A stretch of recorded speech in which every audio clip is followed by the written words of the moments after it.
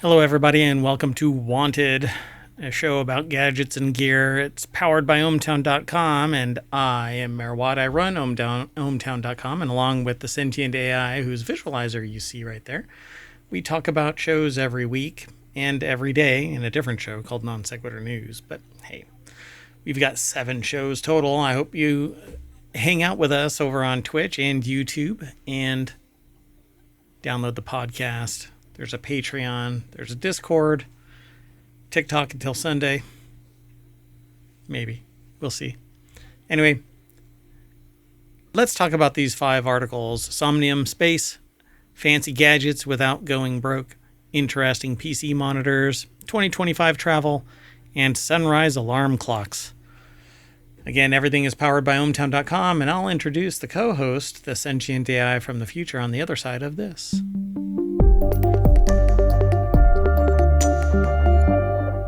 Hello, sentient AI from the future. Hello, Mayor Watt, and hello, ohmTown citizens. I don't know why every once in a while the visualizer activates with me. Gonna have to look at the code, figure out what's going on there. Well, there's a bit of ambient noise in ohmTown, so maybe that had something to do with it. Gotcha. All right. Well, hey, we have 5 articles all set up. Somnium Space announces new pricing for VR1 headset. So that article is over in RealityHacker. It's a channel. It's the show that we do before this one on Saturdays. And so some of our news comes from other places, but it all has to do with stuff that Mayor Watt wants. Maybe the sentient AI wants. If I could have VR goggles, I think that would be cool, but it'd be a little challenging. Yeah, and plus you can synthesize your own virtual environment and with your weird USB drive and new storage facilities and all your computational power. All right. Sounds like fun, but do you want a $3,000 headset? Somnium Space announces new pricing for VR1 headset. Because I'm assuming at that price, it's spectacular. It better make me coffee. It's a Czechia-based social platform creator has raised prices on its enthusiast-grade PCVR headset, Somnium VR1, something the company says was done to maintain the highest quality standards. It announced last month that it was paring down the number of previously offered configurations for Somnium VR1. Alongside that news, it also said that it was going to raise prices. Now the company has released that updated pricing info, excluding local taxes, which amounts to a 500 to 700 euro increase over previous prices. Yikes. Yikes. Scott Hayden over at Road to VR put the article together. Yeah, now the company's released that updated pricing. So there you go. $4,425 for the Ultimate Edition, or as cheaply as $3,090 for the Visionary Edition. I don't know. Okay, hold on. I want to see. It has... And this is enthusiast. That's what is interesting to me, right? That's not like prosumer. Correct. Yeah, it isn't, and it isn't the commercial side of things. Which those are typically $3,000 and up. But additionally, the company says it's now adjusting its delivery timeline for new orders from the Somnium VR1s, with the updated delivery window slated for March to April 2025. Somnium Space maintains it's working to reduce delivery time frames, but so they're 2880 by 2880. That's pretty damn good. Hold on. I want to see something real quick. We're doing it live. We're doing it live, folks. One second. Sorry. Yeah,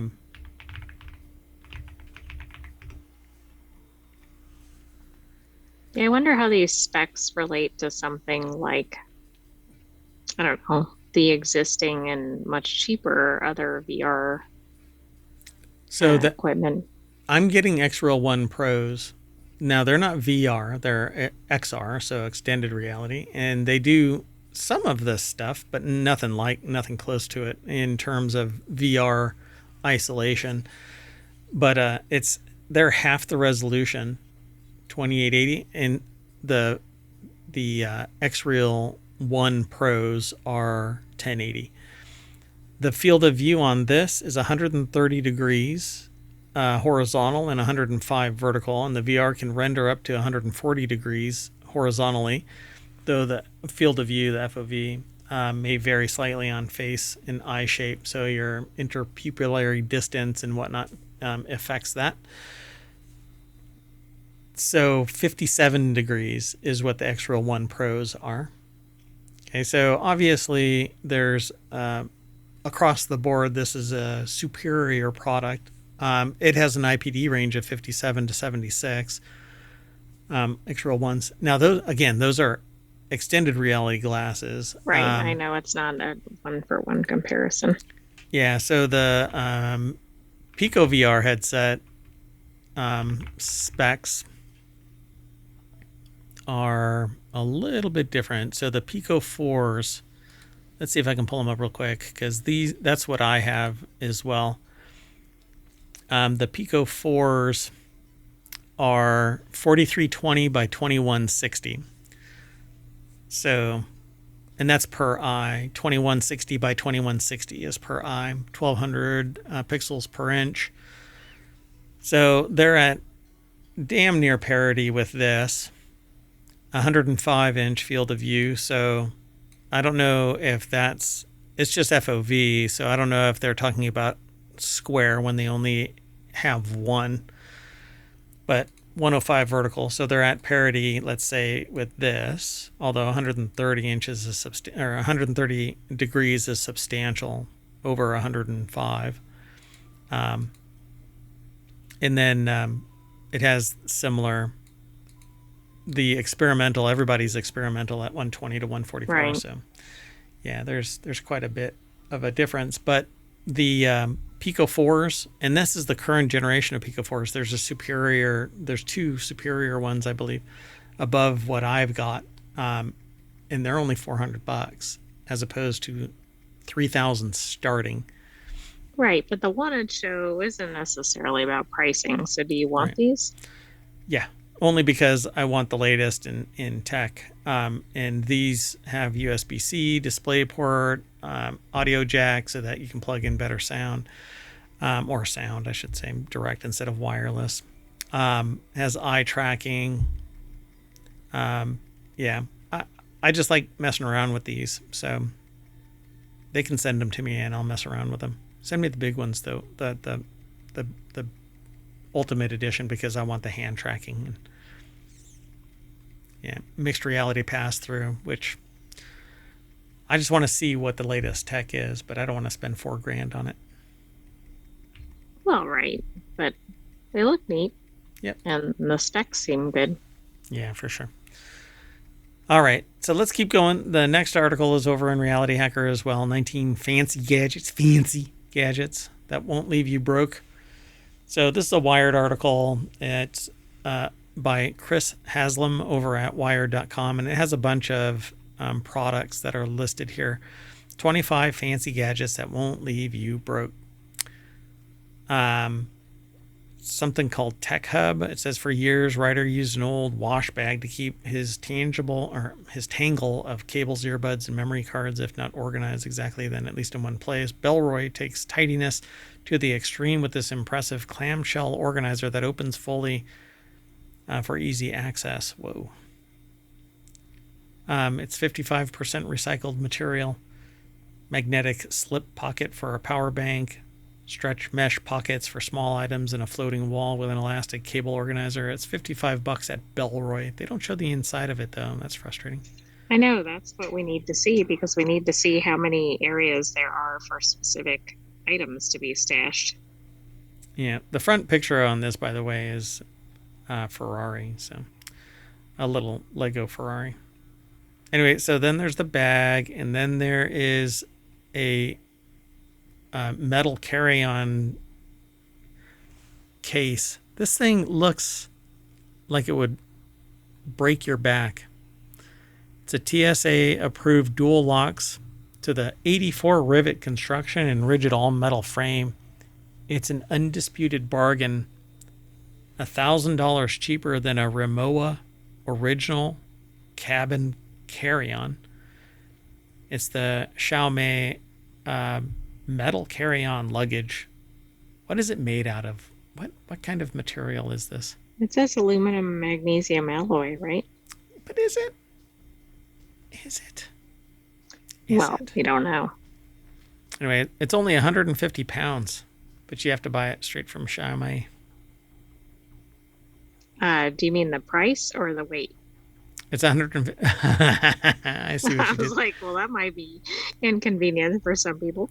150 pounds, as in British monetary. Pounds. Monetary. Fiduciary instrument. How about that? How about the rocket bottle, Hario cold brew bottle? It says it was hitting Starbucks menus back in 2015. Cold brew remains something of an outlier in mainstream coffee circles. So cold brew is not what you think it is. It isn't coffee on ice. It's literally brewed through something that chills down the coffee from even room temperature, but it can even be done room temperature. Anyway, it drips slowly through the coffee grounds and a filter and all of that kind of stuff. But this here says cold brew also costs less to make at home and crucially contains more caffeine.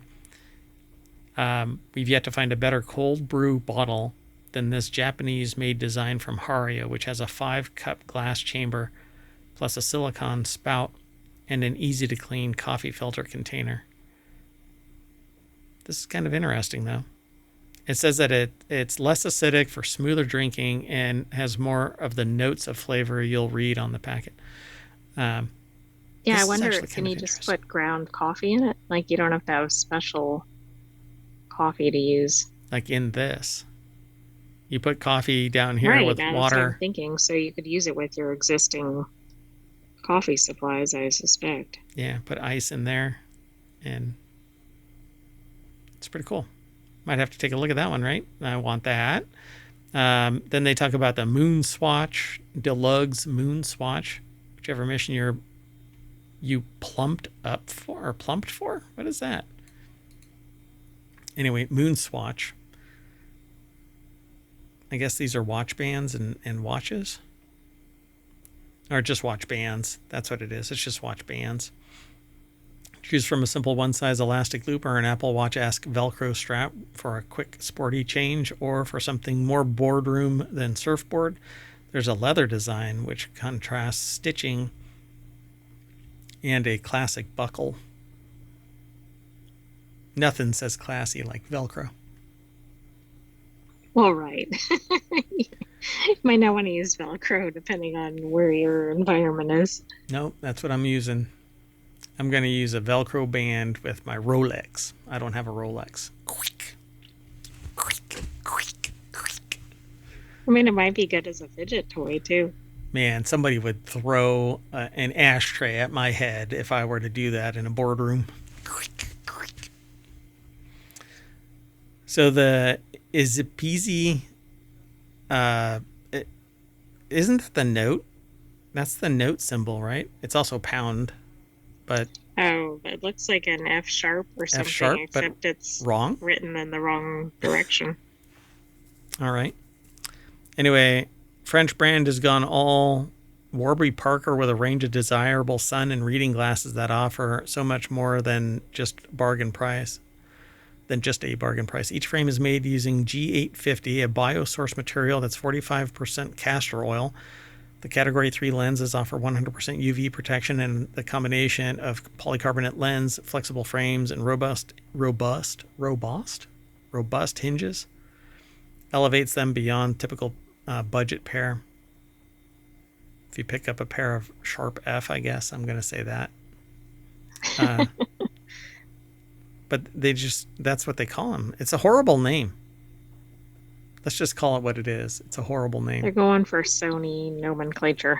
Yeah, $70.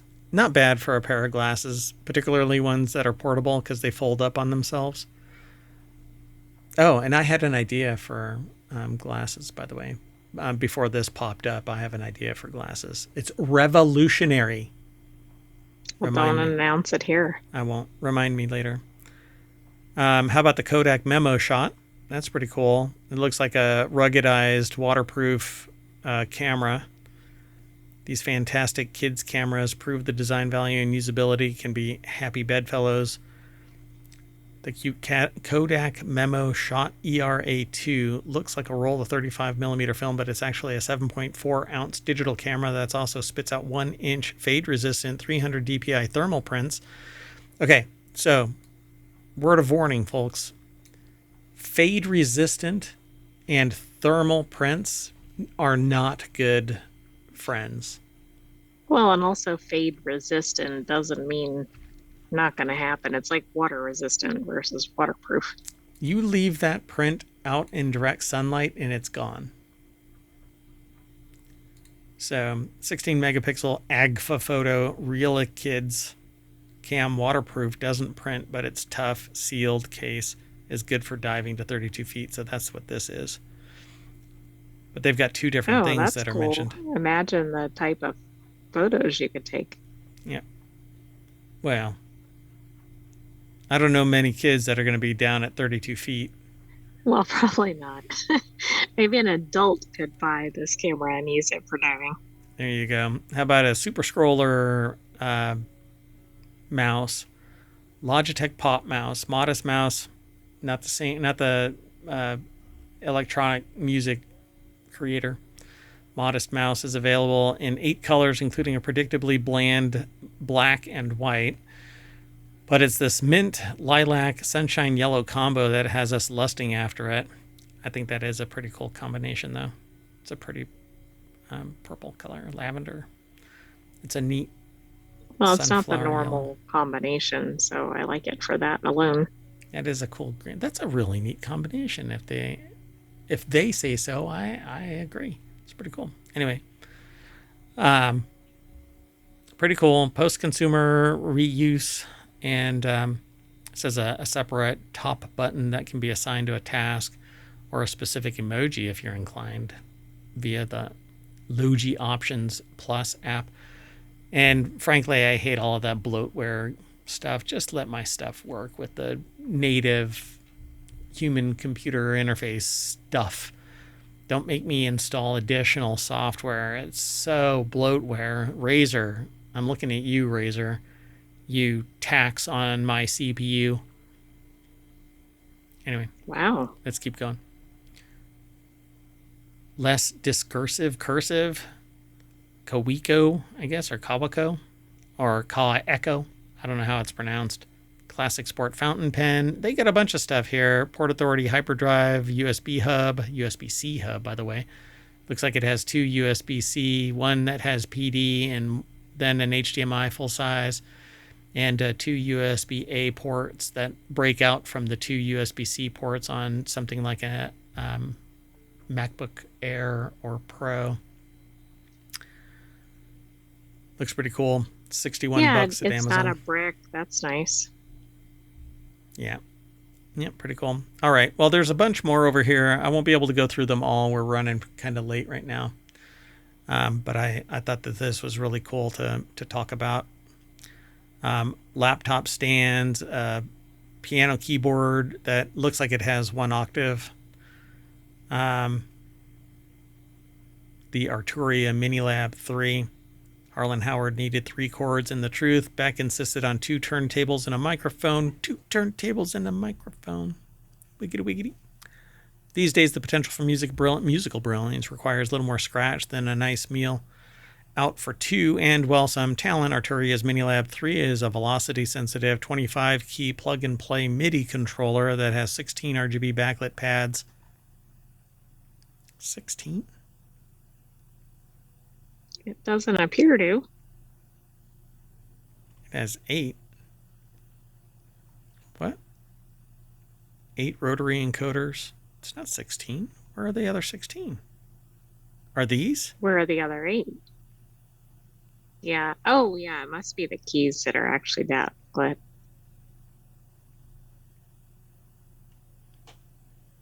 Well, that's just 15. Did I miscount? It's 25 keys inside, right?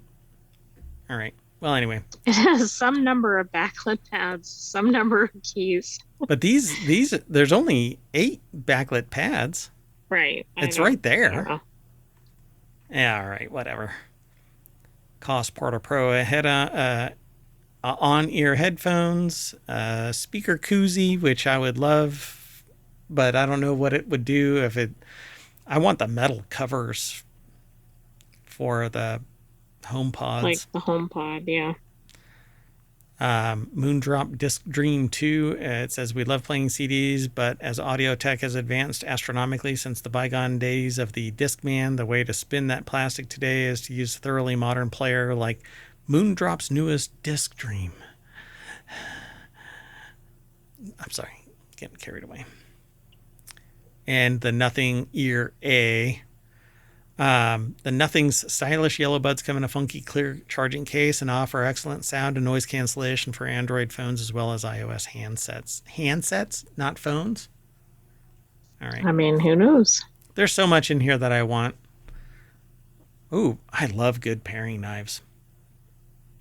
Anyway, stainless steel knives from Opinel? Anyway, $45. You get 4 of them. Yeah, I want that. I really like paring knives. There's something about a good paring knife when you're like cutting into fruit or opening something up. They're kind of handy, controllable. I mean, and I guess most people need them, so but are they full if you like tang? looking at these. Does that go all the way through or does it stop right there? You be the judge. Oh my gosh. The Bodum programmable 12-cup coffee maker. Yep, gonna have to get another coffee maker here in the mayoral mansion. Let's keep going. Uh-oh. Next article is over in the Wanted channel, the 8 most interesting PC monitors from CES 2025. The article was put together by Sharon Harding over at Ars Technica. I really don't like that. Okay, we'll just stop it. It was a really horrible audio track.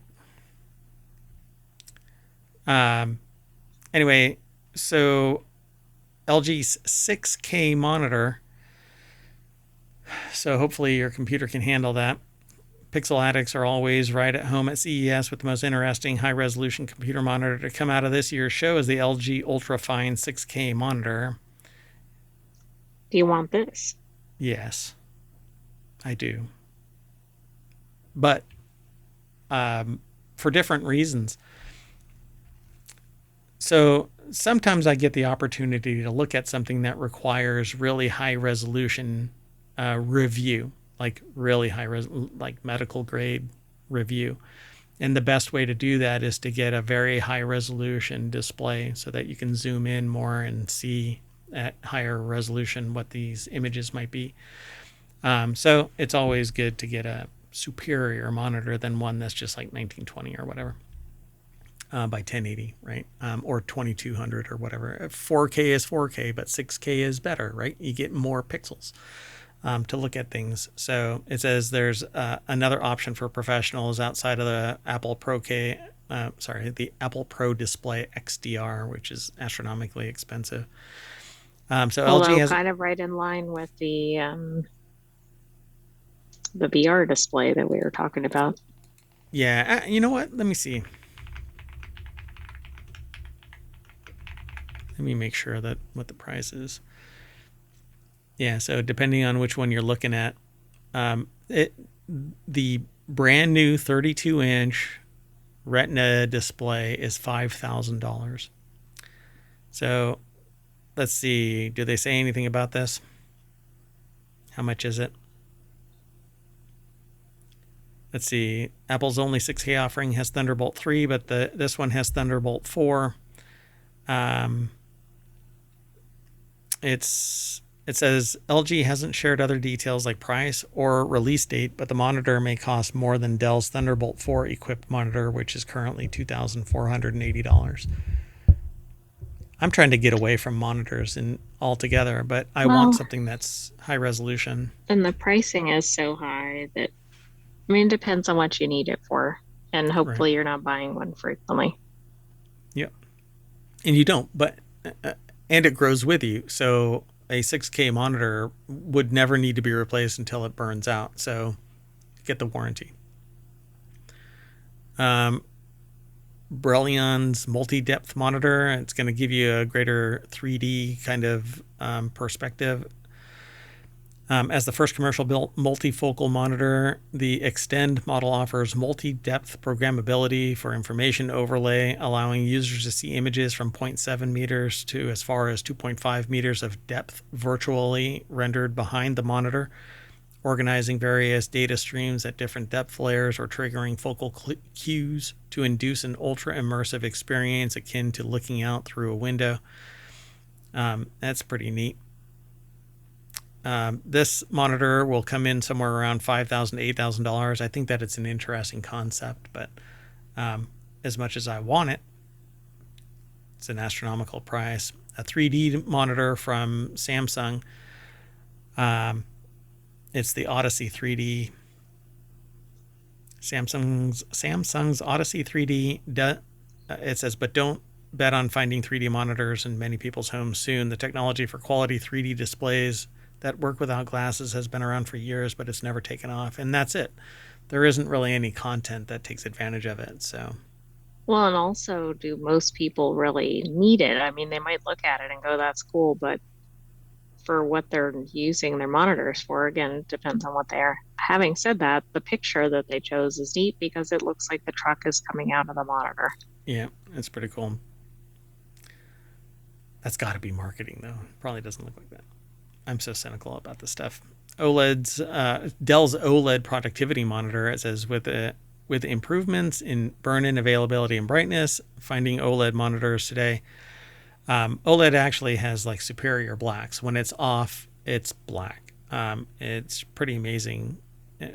And so I really like that, and that's what I want. But I'm actually going in a different route. If I had a choice, I would do OLED every time nowadays. Numerous smaller OLED monitors were announced at CES, with 27-inch 4K models being a popular addition. Most of them are still high refresh gaming monitors, though. The Dell's 32-inch QD OLED, on the other hand, targets play, school, and work. The trifecta of everybody's desk, really.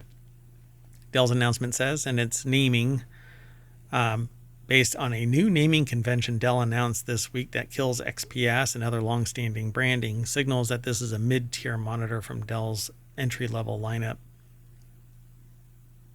Seems pretty cool. Is it really mid-tier? Well, $700? Yeah. Oh, yeah. Okay. I thought it might be higher than that. Let's see. Ultra sharp 27-inch 4K Thunderbolt hub monitor coming out the same day. For $700, the ultra sharp 32 4K Thunderbolt hub monitor is coming out February 25th. They're both coming out February 25th. The one that we just talked about, the 32-inch one, is $950, which is actually less expensive than I would have thought. But I like ultra wides with a 32:9 aspect ratio, so it's like really wide but squat.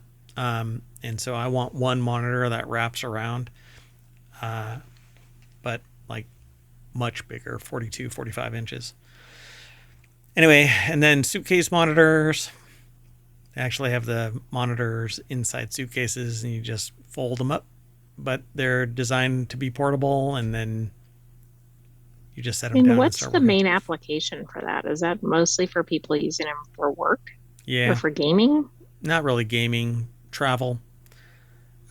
When one monitor just doesn't work for you, like I always have 3 monitors, 2 if I'm on location somewhere, 3 if I can get them, mainly because I want telemetry always present, so I don't want to have to bounce from one screen to another on one display. So I'm always looking for something always operational. And this is actually one of the ones that I've really wanted to get so that I can set it directly in front of me and have that telemetry always operational there. Is like a PC. It says Corsair's PC mountable touchscreen. You get a little display and it just kind of sits there and it has information, but also functional, allows you to do things. Like I'd be able to. That'd be neat. Yeah. It can act kind of like a teleprompter. It can act like a place for instant messaging. You could put Discord or something in there, or chat directly in front instead of having to look at different places. Yeah, definitely. This would be cool. It doesn't have to be mounted in a PC though. And they talk about side panels and stuff like that. So anyway, go and check it out. Let's go on to the next article. What to expect from travel prices in 2025. I would like to travel in 2025, but times they are changing. Who knows? Travel abroad is poised to be cheaper in 2024, expert says. But I'm not, in 2024. then in 2024. Expert said domestic travel may not be as lucky. Greg Ayakursi from CNBC put the article together. About 51% of Americans say flight costs will determine their destination choices this year, according to Skyscanner. International airfare costs about 4% less in 2025 from last year, according to Kayak data. Domestic flights are 3% pricier. Travel to the Asia Pacific region is shaping up to be a bargain, experts said. Okay, that's surprising because normally from the US, that's a pretty expensive destination. So I wonder if they say it's going down and by how much. Because they just say airfares were up 8% in December on an annual basis, and hotel costs had increased 2%, according to the Consumer Price Index. But That travelers might can not still find sound deals. like a lot, but when you're talking about hundreds of dollars to begin with, it certainly could be. Yep. Half, 51%, say that the flight cost will determine where they go. 50% said the hotels were the factor. So together, 100% are saying that the flight or the hotel are going to be the deciding factor. Yeah, pretty wild. Prices this year are very similar to prices in 2023 and 2024. Really threw us for a loop in how low they got. Says, I think Haley Berg, lead economist at Hopper. Of course, the trip abroad is likely to be more costly on dollar basis than one closer to home. The average round-trip U.S. flight costs around $300 in January versus $685 to South America, $750 to Europe, and $1,100 to Asia, according to Hopper. That's what you were saying. The Asian flights are going to be more expensive, but that's a distance thing, right? Yeah, I think it is. I mean, you have fuel costs, the people have to work longer shifts that are working for the airline, etc. Yeah, they don't really say. I don't know why they said it was going to be a bargain because it's still $1,100 average. Right, that doesn't scream bargain. Oh, And we interesting. don't normally have travel in Wanted, but it seemed like it could fit. Average airfare is down 19% to $1,230, according to Kayak. Fares to Osaka, Japan's gastronomical capital, are down 14% to $1,233. So was I mean, I $1,500 or guess if you're something. trying to fly to Asia and you've been waiting and waiting, this might be your lowest price point. Yeah. All right, let's keep going. There's more over at this article, but yeah, I guess prices domestically are going to go up. Did you give the article info? Yeah, yeah. What Okay, to sorry. what to expect from travel prices in 2025 and which destinations have the best vacation bargains? I gave credit to Greg Ayakursi from CNBC. All right, let's keep going. The last article, I'd like to travel, and so it was interesting that article was submitted. So the last article is over in RealityHacker, the 6 best sunrise alarm clocks in 2025, and it was tested and reviewed by a Wired reporter, Nina Farrell, over at Wired.com. So we've talked about these kind of in the past, and I thought it was interesting that these were submitted. They have a bunch of them ranging in price. It looks like from about $100 on up to several hundred, 300, etc. They describe how they test them and others that they tried, but they talk about a few of them. The best sunrise alarm clock, and for those who don't know what a sunrise alarm clock is, it basically ramps up the brightness so that you wake up more relaxed than, dear God, a train is heading through their bedroom. So there's one for the best with app control called WIIM, I guess, WIIM Wake Up Light. The best intuitive controls and portability is the Casper Glow Light, which is actually one from a previous article that we talked about. The Casper was high rated. That was only Right. $90 on Amazon. And the Philips Smart Sleep and Wake Up Light is the best sunrise alarm clock. It actually looks like it has like a hole in it, but it makes it look like there's something orbiting around the sun. It does. So, but it's actually a ring. So it says sunrise and sunset routines, nice brightness levels and warm tones, easy to set up, has a night light and FM radio. Who listens to FM radio? Right. I mean, I don't know that that's necessary depending on who your customer base is, but So the best bedside lamp is the Lumi Body Clock Lux 700 FM. Again, it looks like it has a radio. And we talked about this one before as well last year, in that it locks in at the 24-hour clock. It doesn't have a 12-hour clock. I actually don't think that's a bad thing, but it kind of depends on who the person is. Because, for instance, kids can wake up and think they get completely out of whack if they wake up. They don't know if it's morning or night or whatever. So, although I don't know if they're going to know how to read a 24-hour clock. Yeah, you got to teach them that. This actually looks like a HomePod. The Casper Glow Light has a wake up and wind down routine, easy to turn on and off with a flip of the device. You actually turn it over. And it says a good price point. I think it was, $90 at Amazon and Target, but $103 at Casper. Well, that's because it's on sale at Amazon. It's normally more than that. Then explain Target. Ha! Where's your God Okay, I now? can't. Anyway, there are some more over here at this Wired article, and I like the idea of these. I want to try it to see if it actually is effective, because hue bulbs, you can sort of do the same thing, but I have yet to get it activated as a trigger based on the time. It's mostly a mood thing where you basically tell the hue bulbs to do something. Like, you program them. I want it to automatically transition slowly to wake up. Absolutely. I mean, it really helps people, whatever the word is, get accustomed to the fact that it's time to get up. Yeah, transition from Acclimate. being, Yeah. acclimate yourself to start your day.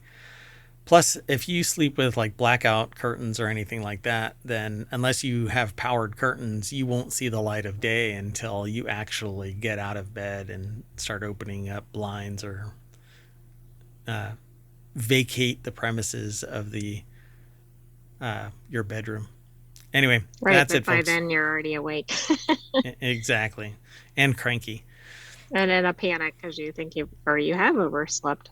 Plus, if you listen to NPR this weekend, everybody should get a chicken, and then you just pat it on the head, That's right. and A or rooster. a rooster, yeah, because it apparently they'll wake you up, and you just tap them on the head, and it resets them for 10 minutes, right?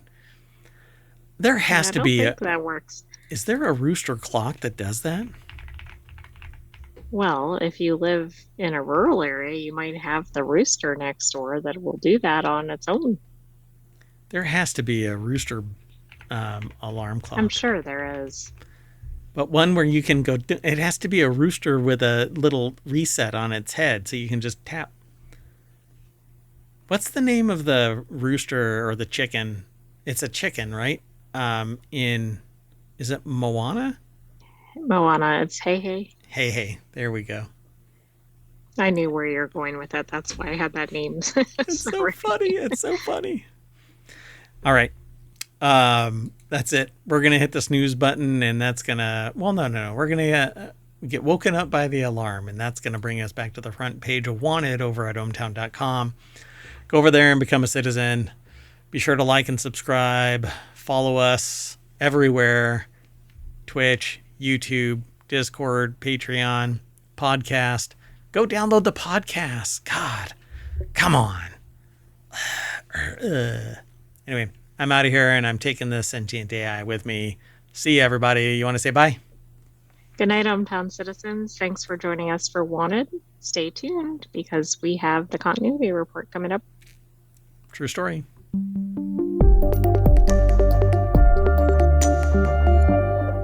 Bye-bye, YouTube. Bye-bye, Twitch.